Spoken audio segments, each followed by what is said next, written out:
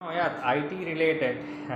degree එකක් එහෙම නැත්නම් diploma එකක් follow කරලා තියෙනවා නම් ඒ වගේම 2 years or 3 years experience තියෙන කෙනෙක් නම් ඔයාලට තොරතුරු තාක්ෂණ සම්පත් සංවර්ධන vacancy openලා තියෙනවා software developers ICT officers වගේම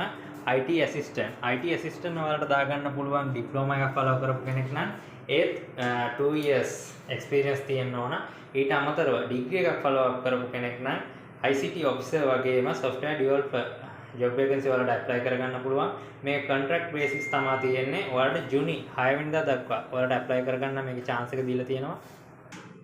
CV එකේ වගේම certify කරපු document ඔයාලට register post තමයි යවන්න තියෙන්නේ මේකේ require කරන qualification වගේම in detail සියලුම දේවල් apply කරගන්න method එක මම link එකකින් ඔයාලට මේක description එකේ වගේම comment section එකේ දානවා මේක TikTok එකේ බලන කෙනෙක් නම් හොයාගන්න අපහසුයි නම් මේකේ ප්‍රොෆයිල් එක ක්ලික් කරගන්න මගේ ප්‍රොෆයිල් එකෙන් ඔයාලට මගේ බයෝ ලින්ක් එකට යන්න පුළුවන් බයෝ ලින්ක් එකෙන් මගේ Facebook page එකට වගේම YouTube channel එකට ඔයාලට යන්න පුළුවන් YouTube channel එකට ගියොත් මේ වීඩියෝ එකේ